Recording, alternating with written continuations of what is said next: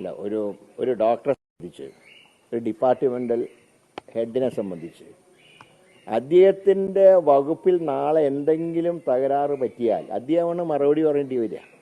ഇപ്പോൾ സർജറി സമയത്ത് നടത്താതെ ഒരു പേഷ്യൻറ്റിന് എന്തെങ്കിലും സംഭവിച്ചാൽ ആരോടെ ചോദിക്കുക? മന്ത്രിയോടല്ല, ഡിപ്പാർട്ട്മെൻ്റൽ ഹെഡിനോടാണ് ചോദിക്കുക. ആ നിലയ്ക്കാണ് ഡോക്ടർ ഹാരിസ് ഇങ്ങനത്തെ ഒരു നിലപാട് സ്വീകരിച്ചത്. അദ്ദേഹം പറയുമ്പോൾ എല്ലാവർക്കും ഒരു ഇടതുപക്ഷ അനുഭാവിയാണ് അദ്ദേഹം. പക്ഷെ ഇവിടെ രാഷ്ട്രീയമല്ല നോക്കേണ്ടത്.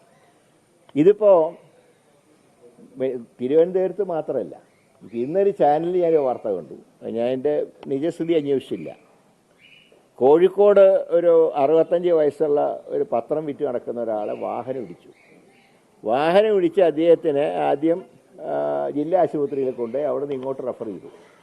ഇവിടെ വന്നപ്പോൾ ശസ്ത്രക്രിയ നടത്താനുള്ള എക്യുപ്മെൻറ്റ്സ് വരെ 65 വയസ്സുള്ള പത്ര വിൽപ്പനക്കാരനോട് ആവശ്യപ്പെട്ടു എന്ന് പറഞ്ഞാൽ എവിടെ എത്തി ഈ ആരോഗ്യവകുപ്പ് കേരളത്തിൽ?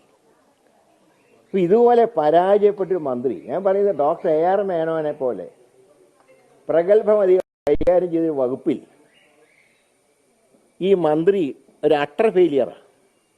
അത് പറയുമ്പോൾ ഞങ്ങളുടെ മെക്കട്ടയ്ക്ക് ചാടിയിട്ട് കാര്യമൊന്നുമില്ല. കെ മുരളീധരൻ്റെ ഹിസ്റ്ററി നോക്കാനല്ല വീണ ജോർജിനെ ആരോഗ്യമന്ത്രിയാക്കിയിട്ടില്ല, കേരളത്തിലെ ആരോഗ്യം നോക്കാൻ വേണ്ടിയിട്ടാണ്. അതിന് പകരം വിമർശിക്കുന്നവരെ പേഴ്സണൽ ഹരാസ്മെൻ്റ് അത് അവരുടെ സംസ്കാരമായിരിക്കും. ഞാൻ ആ സംസ്കാരത്തിലേക്ക് വിടുന്നില്ല. കാരണം ഇവിടെ തർക്കം ഞങ്ങൾ തമ്മിലല്ലല്ലോ. ആരോഗ്യ വകുപ്പിൻ്റെ അനാരോഗ്യത്തിനെ കുറിച്ചാണ് ഞങ്ങൾ പറഞ്ഞത്. അത് പരിഹരിക്കാനുള്ള ഒരു നടപടിയും സംസ്ഥാന സർക്കാർ സ്വീകരിക്കുന്നില്ല. മുഖ്യമന്ത്രിൻ്റെ ഗൗരവം മനസ്സിലാക്കണം.